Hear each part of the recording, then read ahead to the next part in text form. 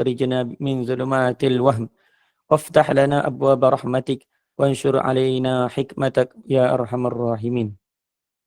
Alhamdulillah, kita bersyukur kepada Allah Subhanahu wa taala kerana Allah Subhanahu wa taala masih lagi memilih kita untuk bersama-sama dalam majlis ilmu, yang mana majlis yang sangat disukai oleh Allah Subhanahu wa taala dan juga yang disukai oleh para malaikat.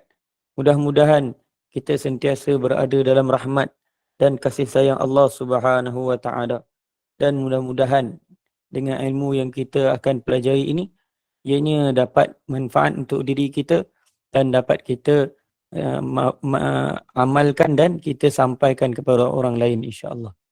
Jadi pada petang ini alhamdulillah kita masih lagi dalam membincangkan hadis yang ketujuh, iaitu ad-dinun nasihah, yang mana kita sampai kepada bahagian yang terakhir daripada hadis ini, iaitu dalam hadis ni lafaz wa'ammatihim, dalam wa'ammatihim, sebagaimana dia punya petikan hadis ad-dinun nasihah qulna liman qala lillahi wa li kitabihi wa li rasulihi wa li a'immatil muslimin wa ammatihim. Dan kita telah bincangkan tentang nasihat lillah, nasihat li kitabillah, nasihat bagi Rasul, nasihat untuk pemimpin orang Islam.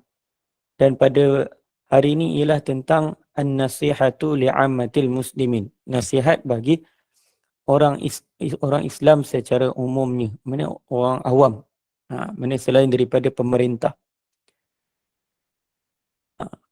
Iaitu apa maksud nasihat li'ammatil muslimin?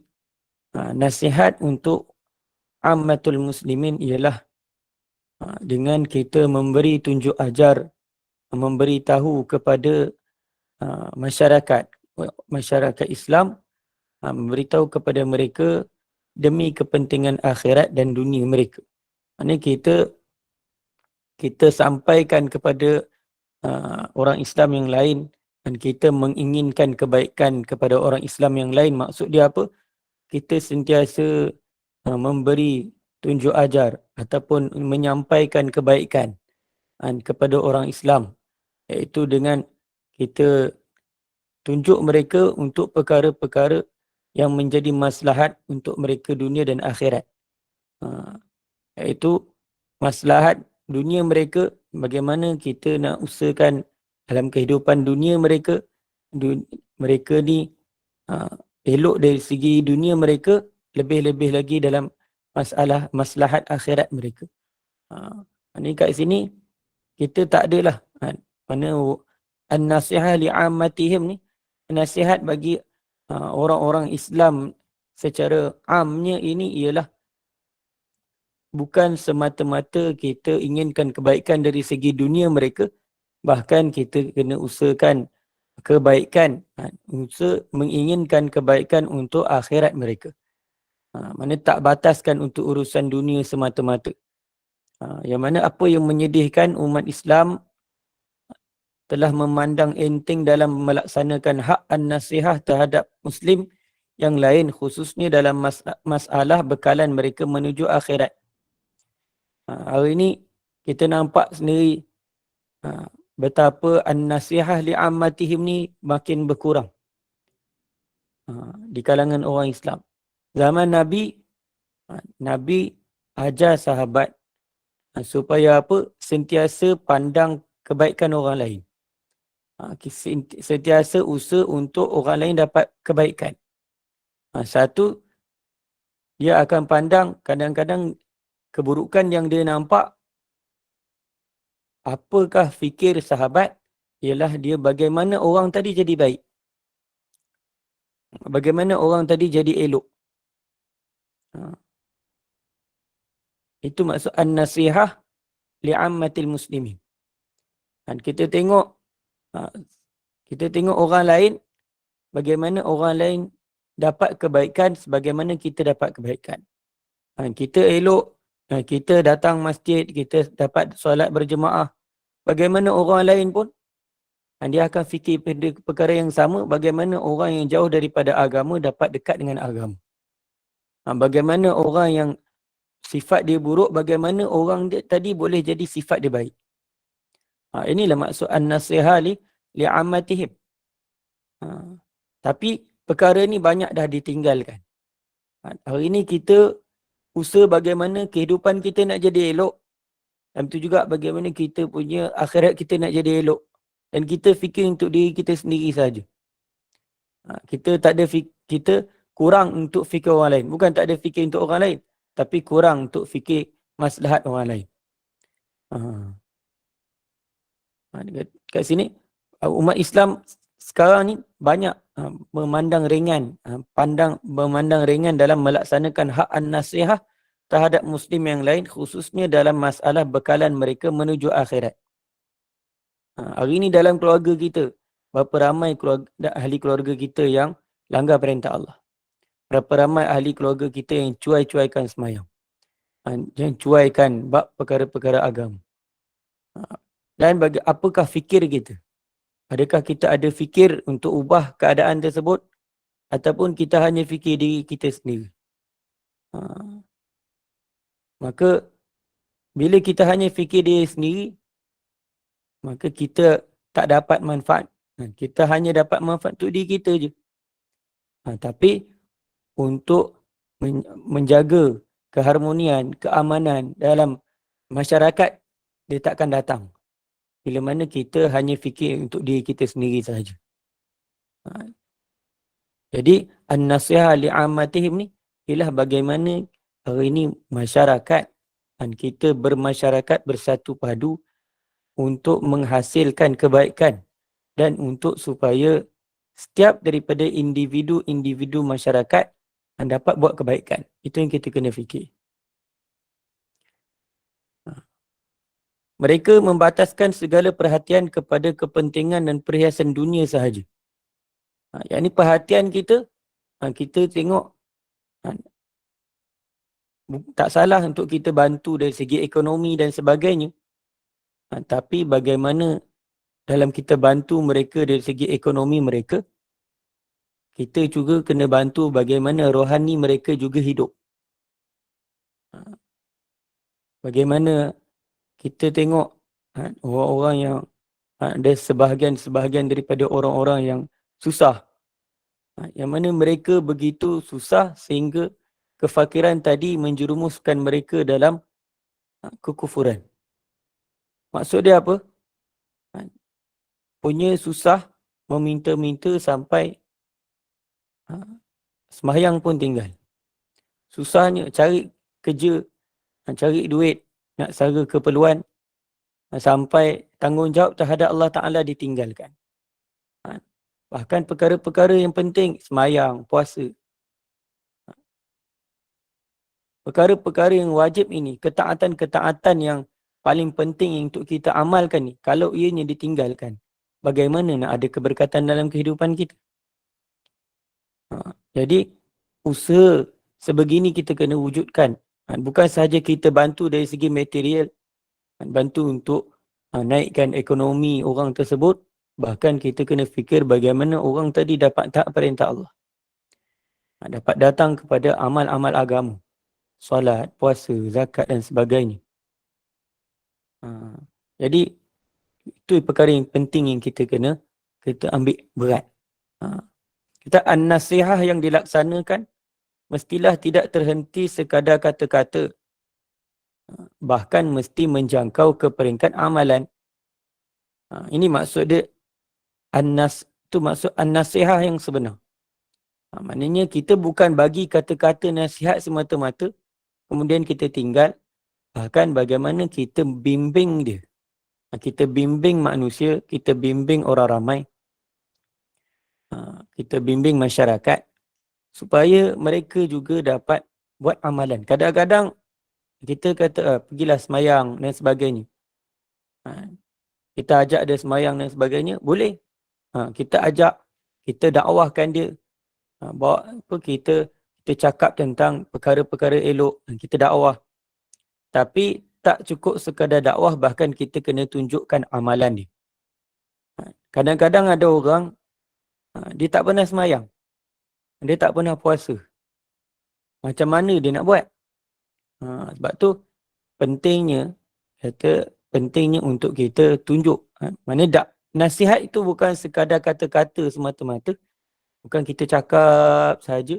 Bahkan kita kena tunjuk kepada mereka secara amali. Tunjuk kepada mereka. Kalau mereka tak tahu semayang, kita kena ajar. Itu maksud nasihat. Kita kena ajar dia semayang. Kita kena bawa dia datang ke masjid. Bukan sekadar kita cakap saja. Hari ni kita cakap. Jadi, tanpa kita tunjuk jalan kepada dia, maka dia tak akan dapat jalan. Kita mohon pada Allah Ta'ala hidayah, dan dalam masa yang sama, kita usaha untuk tunjukkan. Hari ini kita banyak bagi nasihat, tapi dari segi amalan pada diri kita sendiri pun tak ada. Kita banyak bagi cakap pada orang kata-kata nasihat, tapi kita sendiri tak amalkan nasihat tersebut.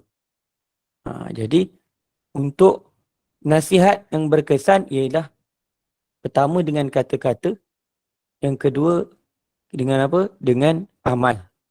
Kita tunjukkan dengan amalan. Barulah nasihat tadi jadi hakikat. Dengan itu, an-nasihat akan berperanan dalam masyarakat Islam sebagai penutup keaiban dan penyekat kecacatan. Bila kita dakwah orang, kita ajak orang kepada amalan, contoh kita nampak orang buat perkara buruk, kita bagi nasihat pada dia dan kita ajak dia buat kebaikan, secara tak langsung dia akan menyebabkan keaiban orang tadi akan tertutup. Orang tadi buat buruk, bila kita ajak pada kebaikan, dia buat kebaikan, maka keaiban dia akan terlenyap. Dan penyekat kecacatan. Dan bila kita tunjukkan amalan, kita tunjukkan amalan yang betul kepada mereka, maka mereka akan ikut dan juga kecacatan dalam amal akan hilang. Sebab tu pentingnya an-nasihah. Dan juga penahan mudarat. Dia akan menyebabkan tertolaknya kemudaratan. Bila kita bawa orang kepada kebaikan, maka orang akan dapat manfaat. Bukan saja kita, bukan saja orang yang kita bawa, bahkan secara tak langsung, orang lain pun akan terkesan. Maknanya orang lain akan selamat daripada kemudaratannya. Dan pelahir maslahat ataupun dia dia akan melahirkan kebaikan. Bila satu orang tadi meninggalkan kejahatan, maka dia akan menyebabkan lahirnya kebaikan. Sebab tu pentingnya nasihat. Tanpa nasihat, tanpa tunjuk ajar, maka kebaikan tak akan datang. Dan juga nasihat ini juga dia akan berperanan sebagai penyeru ma'ruf dan pencegah mungkar. Dia akan menyebabkan orang datang, membawa orang kepada kebaikan, buat amal ma'ruf dan mencegah daripada berlakunya kemungkaran, berlakunya maksiat terhadap Allah Subhanahu Wa Taala. Dia akan memberikan ketenangan kepada yang dewasa, juga menunjukkan rahmat kepada yang kecil.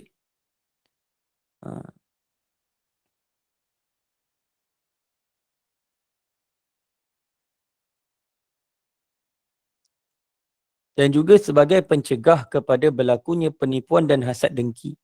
Bila an-nasihah ini dijalankan, bila an-nasihah ini diletakkan sebagai satu perkara penting dalam kehidupan kita, maka dia akan menjadi asbab akan tercegahnya daripada berlakunya penipuan dan hasad dengki.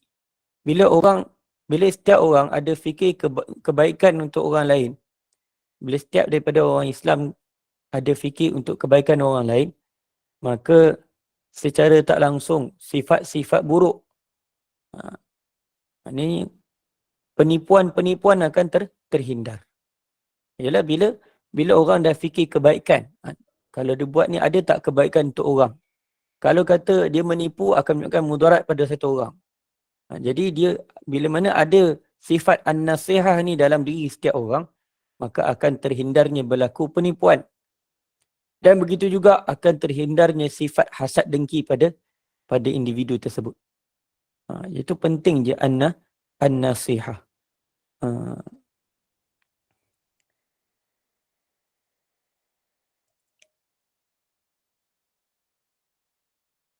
Dan mana an-nasihah ini, antara bentuk an-nasihah ini, dia akan menyebabkan berlakunya kebenaran. Maknanya akan ada sifat kejujuran dalam muamalat.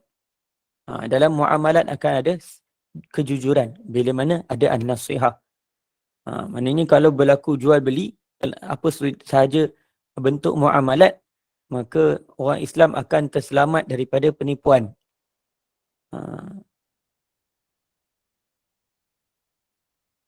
Adapun orang-orang yang menipu orang Islam di dalam jual beli dan muamalat, maka sesungguhnya Allah Ta'ala akan menghina mereka. Dan dia tidak ada nasihat, mana tidak akan ada kebaikan untuk mereka. Dan begitu juga sebahagian daripada an-nasihah li'ammatil muslimin juga ialah mendakwahkan manusia kepada Allah. Bawa manusia kepada mengabdikan diri kepada Allah Subhanahu wa taala. Dakwah manusia kepada iman yakin yang sempurna, kepada amal yang sempurna. Dakwah mereka kepada memperelokkan segala kecacatan yang ada di sisi mereka. Itu adalah an-nasihah li'ammatil muslimin.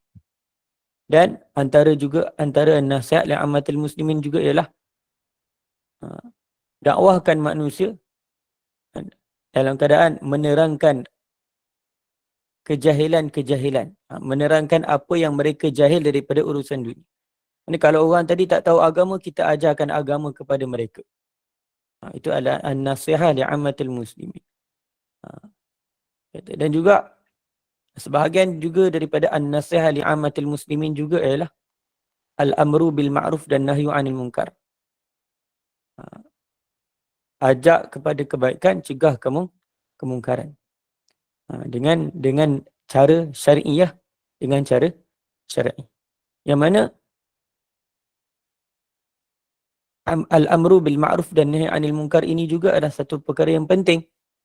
Termasuk dalam an-nasihah juga. Yang mana apabila berlakunya sesuatu kemungkaran dilakukan di hadapan kita, wajib untuk kita cegah. Wajib untuk kita cegah. Sama ada cegah dengan lidah, cegah dengan dengan tangan, ini dengan kuasa, ataupun dengan lidah, ataupun dengan hati. Mesti kita kena cegah kemungkaran. Bila kita ada sifat untuk cegah kemungkaran, maka kita ada sifat an-nasihah. Sebagaimana dalam hadis Nabi SAW, "Man ra'a minkum munkara falyughayyirhu biyadihi, fa in lam yastati' fa bilisanihi, fa in lam yastati' fa biqalbihi, wa dhalika adhaful iman." Siapa yang melihat di kalangan kamu akan satu kemungkaran, maka hendaklah dia mengubahnya dengan tangannya, yakni dengan kekuasanya. Fa in lam yastati', maka jika dia tak mampu, maka maka hendaklah dia mengubahnya dengan lidahnya. Maka jika dia tidak mampu juga, maka hendaklah dia mengubahnya dengan hatinya, iaitu dengan membenci kemungkaran tersebut. Wa dzalika adhaful iman. Maknanya cegah kemungkaran dengan hati ini adalah selemah-lemah iman. Jadi iman ini perlu diusahakan supaya kuat. Paling tidak kita boleh cegah dengan lidah kita. Maka oleh kerana itu al-amru bil ma'ruf dan nahyu 'anil munkar juga adalah sebahagian daripada an-nasihah li'ammatil muslimin. Dan antara perkara bentuk-bentuk nasihat antara, dan juga kat sini apakah darjat orang yang memberi nasihat, menasihati oleh hamba-hamba Allah Ta'ala itu kepada apa yang memberi manfaat kepada mereka pada dunia dan akhirat mereka. Ini adalah amalan para Rasul. Maknanya an-nasihah ni sebenarnya adalah amalan Rasul. Begitu an-nasihah ni satu amalan yang besar, tinggi nilainya di sisi Allah Subhanahu Wa Ta'ala. Bila kita buat amalan, bila kita ada sifat nasihat, menyampaikan kebaikan kepada orang lain, maka kita telah buat sebahagian daripada kerja Rasul-Rasul. Maknanya orang yang buat ada sifat an-nasihah ini, dia punya darjat dia tinggi di sisi Allah Subhanahu Wa Ta'ala. Jadi penting untuk kita kena ada sifat an-nasihah. Allah Ta'ala berfirman dalam memberitahu tentang Nabi Hud alaihissalam, dalam ketika mana beliau menasihati kaumnya, uballighukum risalati rabbi wa ana lakum nasihun amin.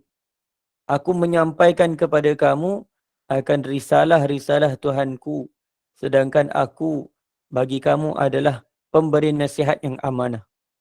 An-nasihah ni ialah antara amalan Nabi-Nabi, ialah an-nasihah, memberi nasihat kepada manusia.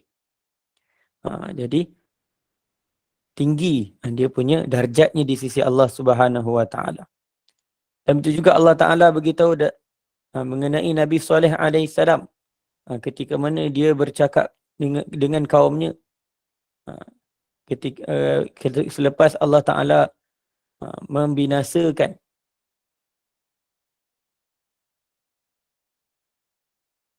fatawalla anhum, berpalinglah daripada mereka, dan beliau telah berpaling daripada mereka, dan dalam keadaan berkata, ya qaumi laqad ablaghtukum risalata rabbi wa nasahtu lakum walakin la tuhibbuna an-nasihin. Sungguhnya aku telah sampaikan kepada kamu akan risalah-risalah Tuhanku, dan aku menasihati, aku menginginkan kebaikan untuk kamu, akan tetapi kamu tidak menyukai orang-orang yang memberi nasihat. Ini menunjukkan ia adalah amalan para nabi. Dan cukuplah seseorang itu menjadi mulia bahawa dia melakukan amalan ini, dengan dia cukuplah dia menjadi mulia dan menjadi sebaik-baik makhluk.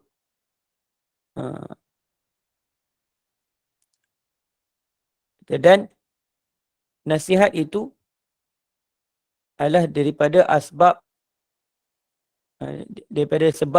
sebahagian daripada sebab-sebab dinamakan Nabi itu sebagai Nabi. Dipanggil utusan Allah Ta'ala ni dipanggil Nabi. Sebab apa? Mereka menyampaikan perkhabaran, menyampaikan nasihat daripada Allah Subhanahu Wa Ta'ala. Faman arada an yusammu fi mawazini rabbis samawati wal ard fa'alayhi an yaquma bihadhil muhimmah al-azimah al-jadilah. Kata siapa yang nak bersama dengan para nabi, maka dalam timbangan Allah Subhanahu Wa Ta'ala, mana siapa nak amalan dia menyamai amalan dia hampir dengan darjat para nabi, maka hendaklah dia buat amalan ini, iaitu hendaklah dia sentiasa berusaha untuk menginginkan kebaikan untuk orang lain dengan memberi nasihat. Buat amalan ni dapat ganjaran yang besar di sisi Allah Subhanahu Wa Ta'ala. Dan apakah hukum nasihat? Apakah hukum nasihat? Nasihat, Imam Nawawi rahmatullahi alaih berkata, an-nasihah fardu kifayatin. Dan nasihat itu adalah fardu kifayah. Hukum dia fardu kifayah. Apabila Ada orang yang melakukannya, apabila ada orang yang telah mengambil tanggungjawab nasihat itu, maka gugurlah daripada orang lain. Dan kewajipan an-nasihat itu, ialah mengikut kemampuan seseorang. Kalaulah dia mampu untuk ada sampai tahap-tahap dia lah. Kalau dia ada kuasa, dia orang yang diberi tanggungjawab untuk jadi penguasa dan sebagainya, maka digunakan kuasa dia. Kalaulah dia hanya boleh bagi nasihat je, tak sampai tahap dia boleh mengambil tindakan untuk penguatkuasaan dan sebagainya, maka dia bagilah. Dia bagilah nasihat semampu mungkin dia. Apa yang termampu. Dan berusaha sedaya mungkin supaya orang yang diberi nasihat tadi tidak terjerumus dalam maksiat.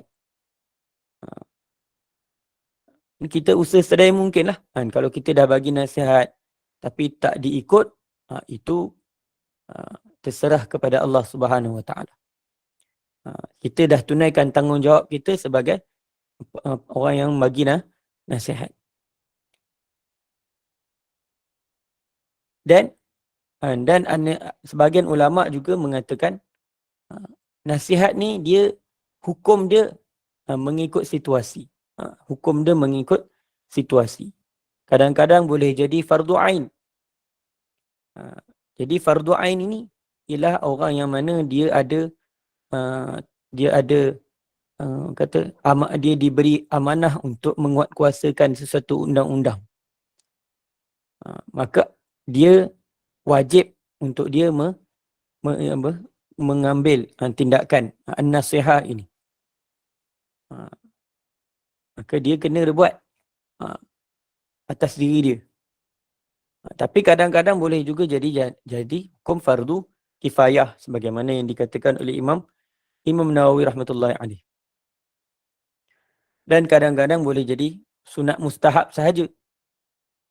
Maka dia ikut keadaan dan situasi. Sebagaimana dalam petikan hadis ad-dinun nasihah, agama itu adalah nasihat. Agama itu adalah nasihat. Maka dia adalah, begitu, agama dengan nasihat itu sama. Nasihat itu adalah agama.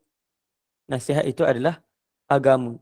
Sebagaimana agama ada perkara yang wajib dibuat, ada perkara yang sunat, ada yang fardu kifayah, ada yang fardu ain. Maka begitulah juga an-nasihat ni juga ada hukum dia. Wajib, ada yang fardu kifayah, ada fardu ain, ada sunat mustahab dan sebagainya.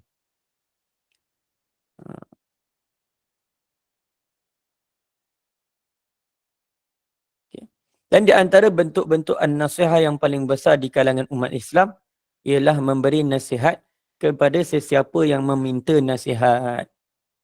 Rasulullah SAW telah bersabda, "Idza stansaha ahadukum akhahu falyansah lahu."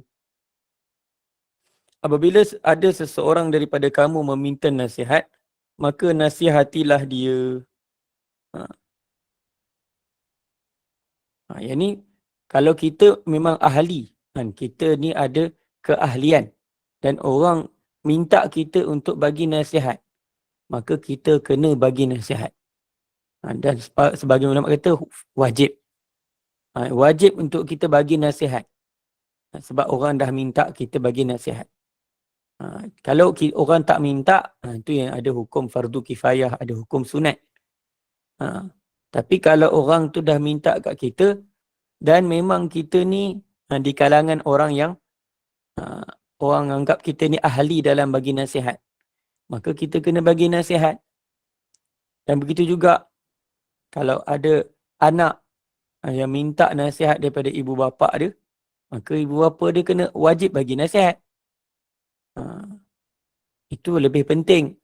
Dan ibu bapa ni juga memang wajib untuk tegur anak-anak dia kalau buat salah. Untuk apa? Untuk kebaikan anak dia. Jadi kena kat sini bila orang minta kita bagi nasihat, maka Nabi kata bagilah. Hendaklah kamu menasihatinya. Kerana kadang-kadang kita tak tahu perkataan kita ni memberi kesan pada hati dia. Kadang-kadang ada setengah orang dengan orang lain orang bagi nasihat, orang lain bagi nasihat, dia tak mau dengar. Tapi kalau kadang-kadang kita yang bagi nasihat, dia ikut.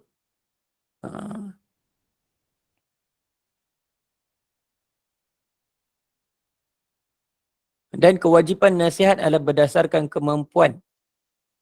Jika orang yang memberi nasihat itu diterima nasihatnya dan ditaati perintahnya, aman dirinya daripada perkara yang tak disukai, maka orang ini wajib bagi nasihat.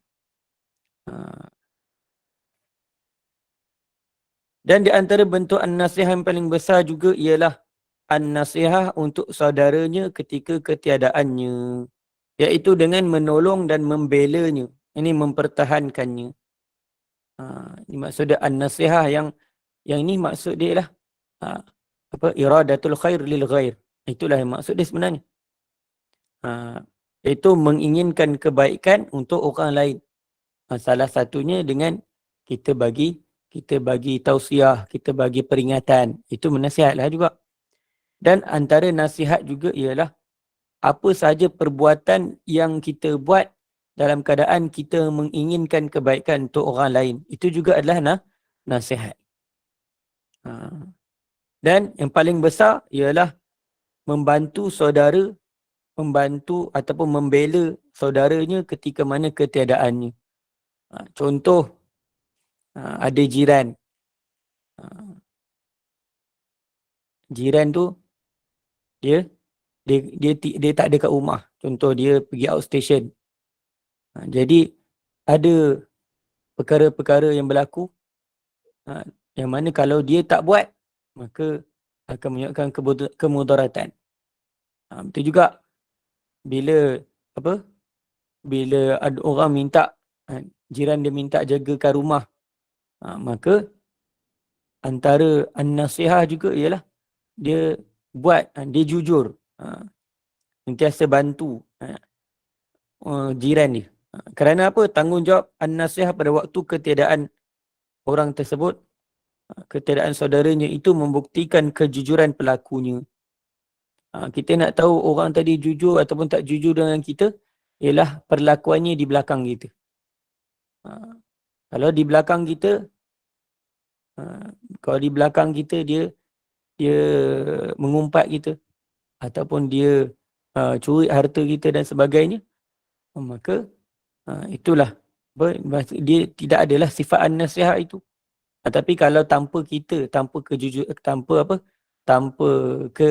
kehadiran kita, dia buat baik pada kita tanpa kehadiran kita, dia jaga kita punya harta ketika mana ketiadaan kita, maka itulah sebenarnya an-nasihah.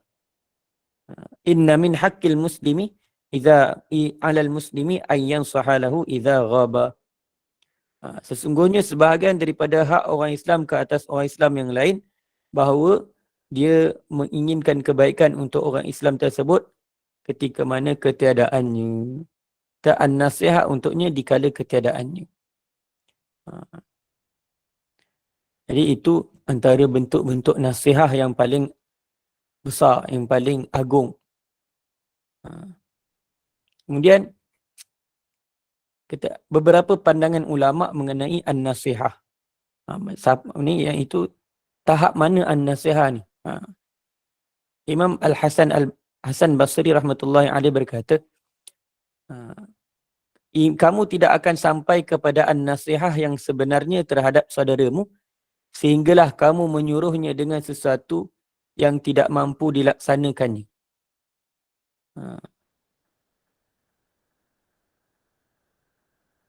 Maknanya satu perkara yang berat lah. Kita minta dia buat satu perkara yang berat. Yang mana kalau dia tak mampu, kita kena kita tolong.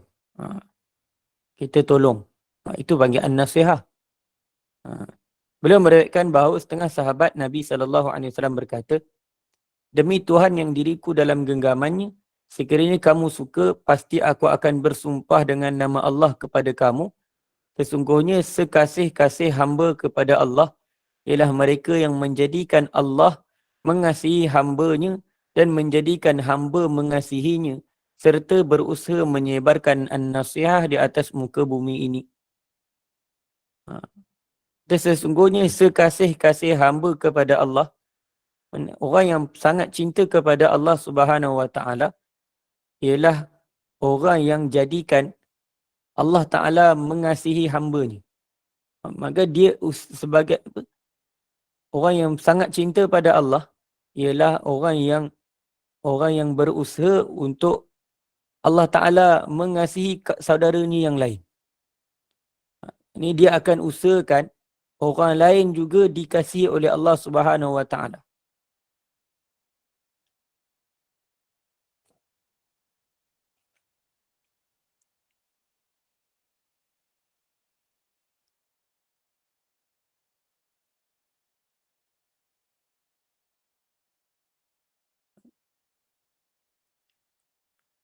Abu Bakar Al-Muzani rahmatullah alaih berkata, Sayyidina Abu Bakar radhiyallahu anhu tidak melebihi para sahabat Rasulullah sallallahu alaihi wasallam yang lain dengan puasa dan sembahyang, tetapi dengan sesuatu yang ada dalam hatinya. Yang ada dalam hatinya itu ialah kecintaan kerana Allah dan an-nasihah kepada makhluk. Ini adalah antara sifat Sayyidina Abu Bakar radhiyallahu anhu. Maknanya dari segi puasa dengan sembahyang, kata Sayyidina Abu Bakar radhiyallahu anhu tidak melebihi para sahabat yang lain dengan puasa dan solat. Mana ada sahabat-sahabat yang mana amalannya dari segi amalan lebih hebat. Tetapi yang melebihi daripada para sahabat yang lain ialah sesuatu yang ada dalam hati beliau. Yang mana yang ada dalam hati Sayyidina Abu Bakar radhiyallahu anhu ialah cinta kerana Allah. Kecintaan kerana Allah Subhanahu Wa Taala. Iaitu mencintai, mengasihi sesuatu kerana Allah. Bertemu dan berpisah kerana Allah Subhanahu Wa Taala. Dan juga an-nasihah kepada makhluk Allah. Sentiasa inginkan kebaikan untuk orang lain. Hatta orang tadi bukan orang Islam sekalipun, dia akan buat kebaikan kepada orang tersebut. Ini sifat Sayyidina Abu Bakar radhiyallahu anhu. Ini kalau orang bukan Islam pun dia buat baik, apatah lagi orang Islam. Fudail bin Iyad rahmatullahi alaih berkata, orang yang paling berjaya di sisi kami bukanlah mereka yang berjaya melaksanakan banyak sembahyang dan puasa, bukan setakat banyaknya solat, bukan setakat banyaknya puasa, tetapi yang paling berjaya di sisi kami diukur dengan jiwa yang pemurah.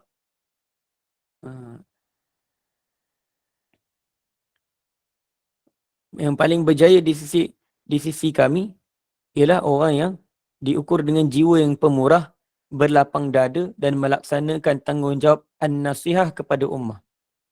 Begitu orang yang laksanakan tanggungjawab an-nasihah ini ialah antara orang yang berjaya di sisi kami. Di sisi kami ini orang di sisi agama. Di sisi agama.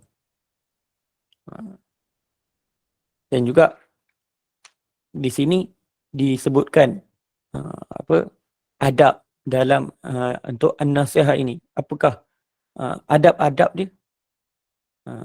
Jadi dalam kita nak melaksanakan tanggungjawab an-nasihah ni, perlu juga kita menjaga tata cara dan adab-adab. Supaya apa? Supaya an-nasihah yang dilaksanakan itu ada kesan untuk diri kita dan orang lain. Seseorang itu hendaklah memberi nasihat dan menegur saudaranya secara rahsia. Yakni kalaulah sesuatu perbuatan tadi dibuat secara senyap-senyap, maka cara kita nak tegur dia pun kita kena tegur secara senyap-senyap. Untuk membuktikan kita ni inginkan kebaikan untuk seseorang itu, maka kita tegur dengan cara yang tidak menyebabkan keaibannya tersebar. Iaitu kita pergi jumpa dia dengan dia secara bersemuka. Kadang-kadang kalau kita dalam orang kata teks pun kadang-kadang boleh bocor juga. Tapi kalau kita pergi bersemuka dengan dia, duduk dengan dia, cerita, sampaikan nasihat pada dia secara bersemuka, maka itu lebih menjaga adab dalam an-nasihah. Kadang-kadang setengah orang, kebanyakannya bila dibuat satu keburukan, kadang-kadang dia tak suka orang dengar buruk dia. Dia tak suka orang dengar keburukan dia. Walaupun dia memang buat perkara buruk, tapi dia tak suka orang dengar yang dia ni buruk. Sebab tu kadang-kadang, kadang dia tak sedar benda tu, dia buat benda tu salah. Tapi dia tak suka orang tahu kesalahan dia. Jadi, kita kena usahakan, kita nak nasihat dia pun, kita nasihat dengan cara kita nasihat secara rahsia. Secara senyap-senyap. Sebab apa? Sebab keburukan dia tu dia buat secara senyap-senyap, kita nasihat dia pun senyap-senyap.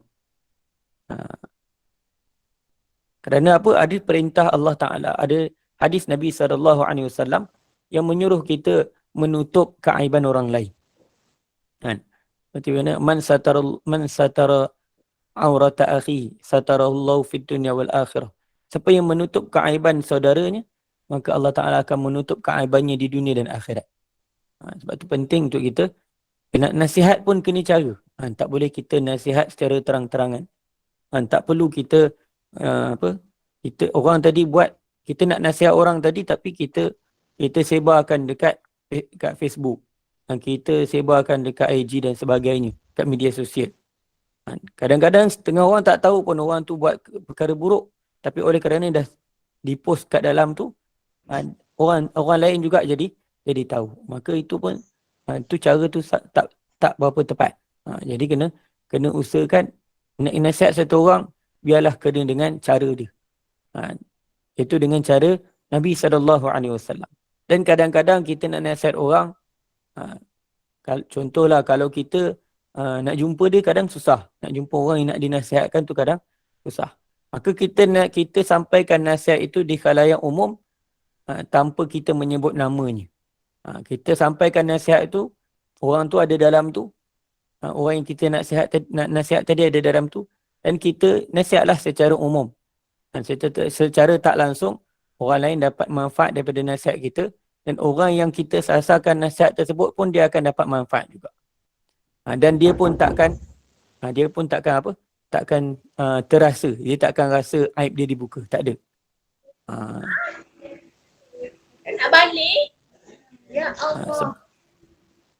Sebahagian ulama berkata, sesiapa yang menegur saudaranya dengan sesuatu perkara yang hanya diketahui olehnya dan saudaranya sahaja, maka itu adalah nasihat. Sesiapa yang menegur saudaranya dengan sesuatu perkara yang dan hanya diketahui olehnya dan saudaranya sahaja. Maknanya yang benda tu tahu dua orang tu je. Maka sebenarnya itu sebenarnya adalah nasihat. Sesiapa yang memperingatkan saudaranya di khalayak ramai, maka sesungguhnya dia telah menempelaknya. Maknanya dia mengaibkan. Dia tegur orang tu depan orang. Itu sebenarnya dia bukan nasihat, tapi dia nak memalukan orang tersebut. Itu kita kena elakkan. Kadang-kadang bukan kebaikan yang kita dapat. Kadang-kadang kemudaratan yang lebih besar akan berlaku. Sebab tu elakkan untuk kalau kita nak nasihat orang, kita jangan sebarkan keaiban orang tu kat mana-mana, ke khalayak ramai. Tak kisahlah secara fizikal ke ataupun dalam alam maya ke, tak perlu kita sebarkan.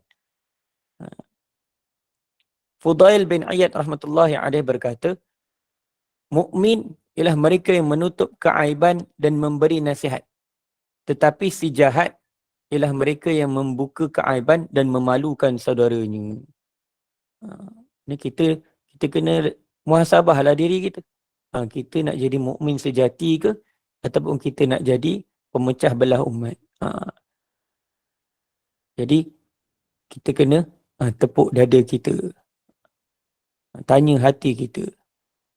Sebelum kita nak sampaikan sesuatu nasihat, kita kena fikir sejenak. Macam mana cara nak sampaikan nasihat? Macam mana, apakah implikasi daripada nasihat yang kita nak sampaikan?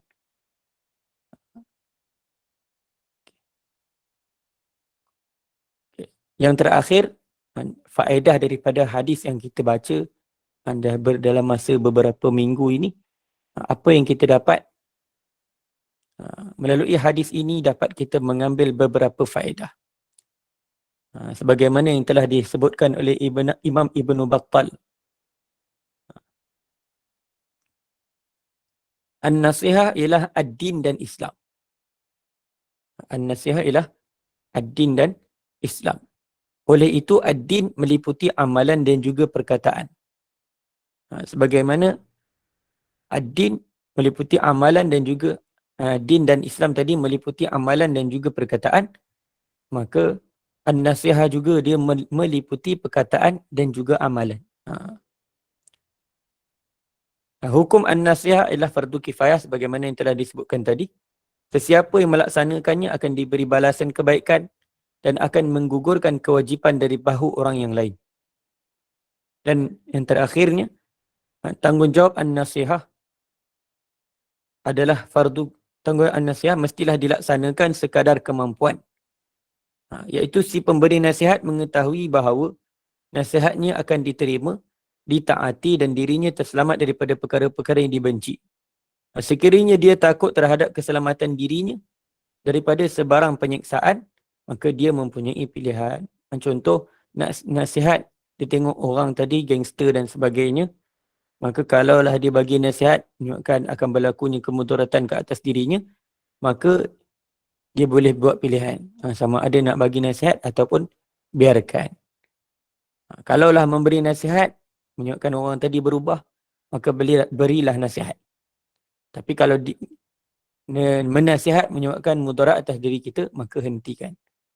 Jadi kita ikut kemampuan diri kita. Allah Ta'ala takkan taklifkan, bebankan kita dengan benda yang kita tak mampu.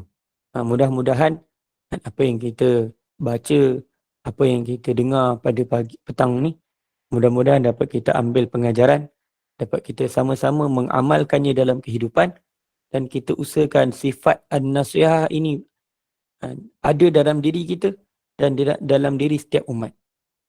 Mudah-mudahan Allah Ta'ala bagi taufik untuk saya dan tuan-tuan dan puan-puan, hadirin hadirat sekalian, dapat kita amal dan kita sampaikan kepada orang lain, insya-Allah.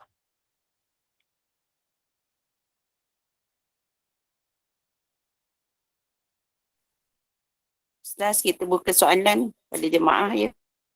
Boleh, insya-Allah. Dipersilakan jemaah jika ada soalan untuk Ustaz. Kita ada masa sedikit lagi.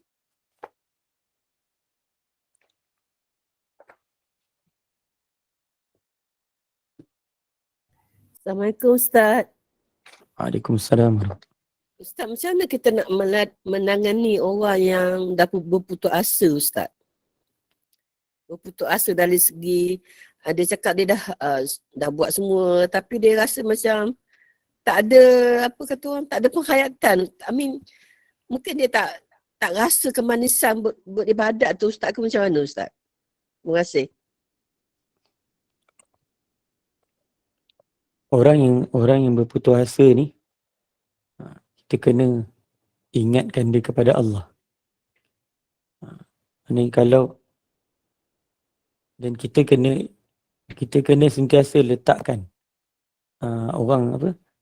kita kena usahakan pengharapan kepada Allah Ta'ala itu tinggi.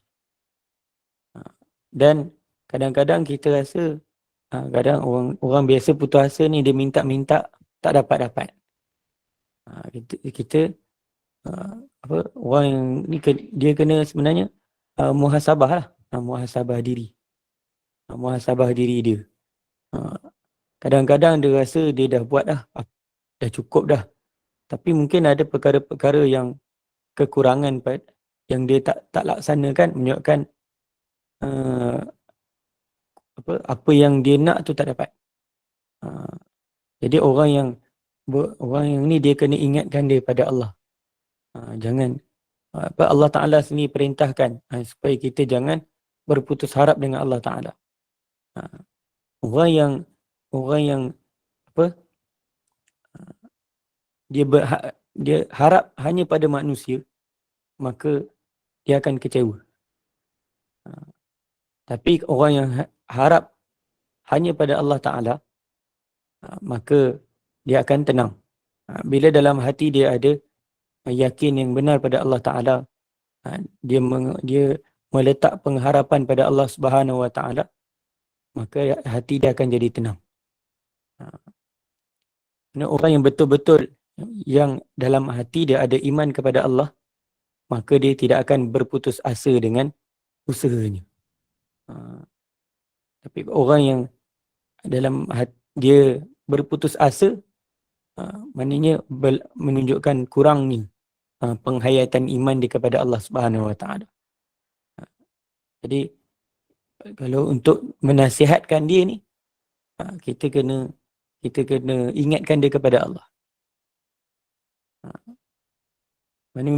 Memang kita kena kembalikan, ingatkan dia kepada Allah Ta'ala. Baik Ustaz, terima kasih. Soalan tadi mana? Assalamualaikum Ustaz. Waalaikumsalam warahmatullahi. Bagaimana pula kalau kita cuba menasihati seseorang tu, tapi masih juga dia tidak berubah, dengan perangai dia panas baran, suka pecah barang-barang. Jadi kita bersabar juga tapi sentiasa menasihati dia. Jadi cara macam mana kita nak mengatasi kalau orang yang panas? Macam-macam cara dah. Okey, itu saja. Terima kasih. Dia dalam masalah nasihat ni, nasihat itu mengikut kemampuan kita. Ini kalau kita dah sampai tahap, kalau kita cakap pun dia tak mau dengar, maka mungkin kita kena bawa orang lain lah. Kita kena bawa orang lain untuk nasihat dia. Maknanya orang yang berautoriti lah. Maknanya bawa minta orang lain yang nasihatkan dia. Minta orang lain yang bagi kata nasihat lah. Maknanya kalau kita sendiri nasihat dah tak mampu dah orang kata tak jalan dah. Jadi kita kena bawa kepada orang yang boleh. Contoh pakar kaunseling ke, dan kalau dalam masalah rumah tangga, jumpa pakar kaunseling dan sebagainya.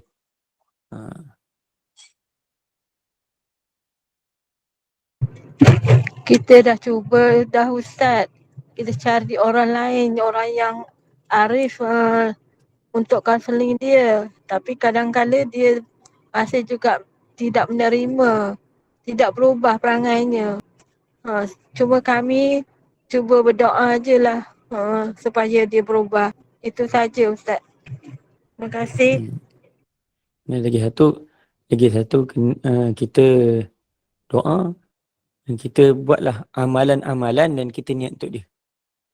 Buat amalan-amalan dan kita niat untuk dia. Kadang-kadang kita tak tahu mana amalan kita yang Allah Ta'ala terima yang menunjukkan dia berubah. Macam itulah antara saranan saya. Kalau kata kita dah macam-macam cara dah tak boleh, kita doa. Dan kalau setiap amalan kebaikan yang kita buat, kita sedekah ke, kita sembahyang hajat ke, ataupun kita puasa apa semua, kita niatkan supaya Allah Ta'ala ubah dia. Itu pun salah satu daripada amalan para ulama lah. Untuk supaya ubah seseorang. Itu dalam dalam dakwah. InsyaAllah Ustaz. Kita akan cuba ya. InsyaAllah Ustaz. Terima kasih. Assalamualaikum warahmatullahi wabarakatuh. Waalaikumsalam warahmatullahi. Ustaz, ada satu soalan dekat chat. Ya. Macam mana nak buat ye dengan orang yang buat dengan orang baik pun dia buat, tapi dalam masa yang sama perkara maksiat juga dia buat. Macam mana tu Ustaz? Dengan orang baik pun dia buat. Dia buat perkara yang baik, perkara baik pun dia buat, tapi perkara maksiat pun dia buat. Jadi tanggungjawab kita nak nasihat tu macam mana? Saya rasa soalan dia macam tu.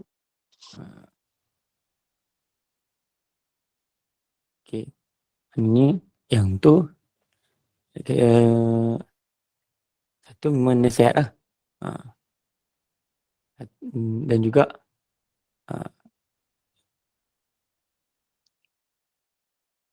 sebenarnya kita apa? Yang ni dia orang tadi dia yang orang kata apa? Dia rasa dia dah baik. Macam tu. Tapi benda-benda yang dia buat maksiat tu kena tegur lah. Buat baik tu memang dia tak apalah. Perkara-perkara baik, semayang apa semua. Tapi yang lain tu dia perlu dinasihati juga. Macam tu tadi lah. Maksudnya kalau tak ada orang yang kalau kata kita nasihat tak ada apa orang kata, tak ada apa-apa perubahan, dan kita mintalah orang lain nasihat. Macam tu lah cara dia. Cuma kita kena jaga-jagalah supaya aib tadi tak tersebar. Tu je.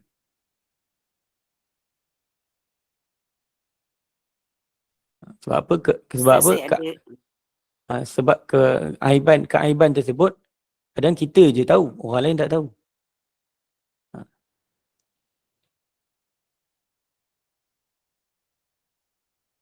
Ustaz, saya ada satu soalan lah Ustaz. Selalu saya dengar Ustaz cakap dalam kelas kita, ilmu yang kita dapat sekurang-kurangnya sekali kita amalkan dalam dalam umur kita lah. Apa maksud dia Ustaz? Maknanya ada setengah-setengah, kalau ilmu-ilmu yang fardu ain, yang memang benda tu dibuat berulang-ulang, memang kena amalkan lah. Maknanya maksud dia ialah paling kurang ilmu, kadang-kadang ada setengah-setengah ilmu tu yang kita belajar. Maknanya ada kalanya kita tak dapat nak amalkan.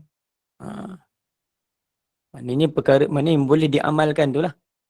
Contoh macam apa? Nak bagi contoh apa? Ada ilmu yang mana dia jarang-jarang dapat diamalkan.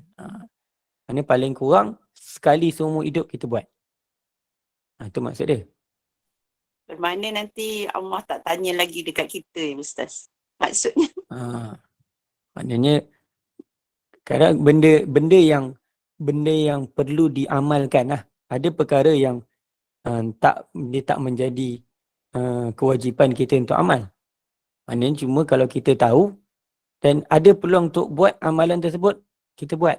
Tapi kadang-kadang ada juga ilmu-ilmu yang kita tahu tapi memang tak dapat nak diamalkan. Memang tak ada ruang pun untuk amalkan. Iaitu kita terlepas lah. Tapi ada yang mana kita ada waktu-waktu yang kita boleh amalkan. Itu paling kurang kita amalkan lah seumur hidup kita sekali. Seperti solat witir, Ustaz. Assalamualaikum Ustaz. Apa amalan sekali je tu? Amalan sekali. Maksud Solat sekali sama witir, hidup Ustaz. Ustaz kata sana tu.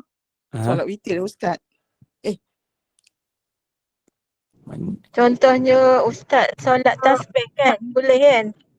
Macam semain tasbih lah. Ini paling kurang seumur hidup kita buat sekali.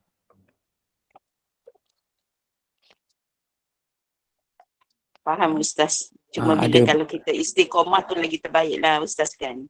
Ya. Okey, ada soalan lagi sebelum kita tutup majlis?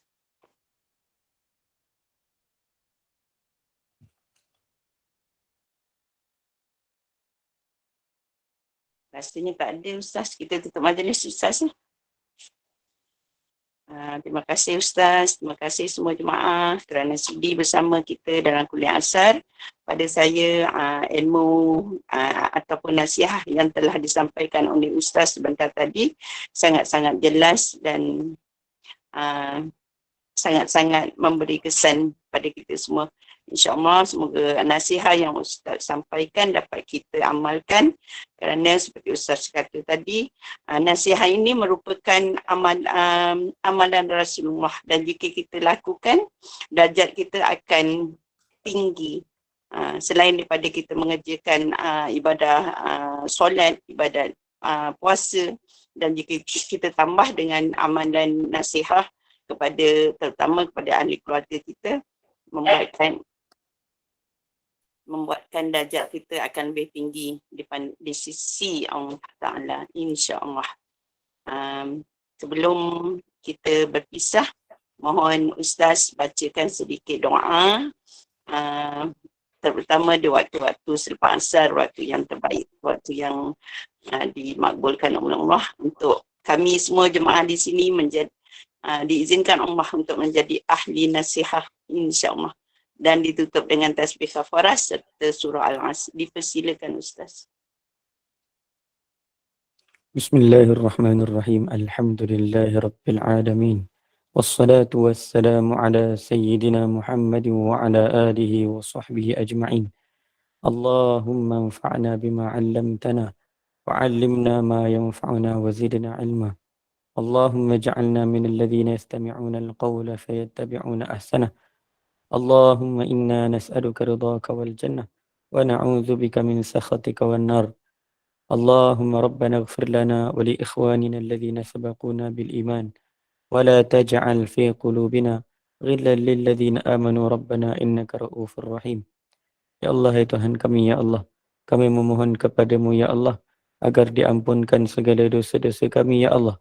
Ya Allah, jadikanlah kami di kalangan orang-orang yang sentiasa melaksanakan perintah-Mu dan meninggalkan segala larangan. Jadikanlah kami di kalangan orang-orang yang sentiasa mengamalkan sunnah Nabi-Mu. Ya Allah, ya Tuhan kami, ya Allah, berikanlah sifat an-nasihah pada diri kami, ya Allah. Ya Allah, sehingga kami dapat menginginkan, sehingga dalam hati kami sentiasa menginginkan kebaikan untuk orang lain, ya Allah. Ya Allah, keluarkanlah daripada hati kami, ya Allah, sifat hasad dengki, sifat inginkan keburukan untuk orang lain.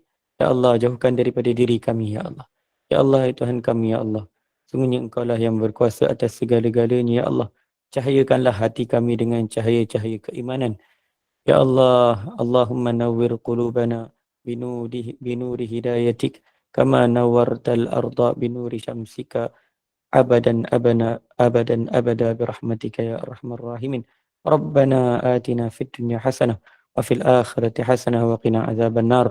Wa sallallahu ala sayyidina Muhammadin wa ala alihi wa sahbihi wa baraka wa sallam. Walhamdulillahi rabbil alamin. Taqabbalallahu minkum. Assalamualaikum warahmatullahi wabarakatuh.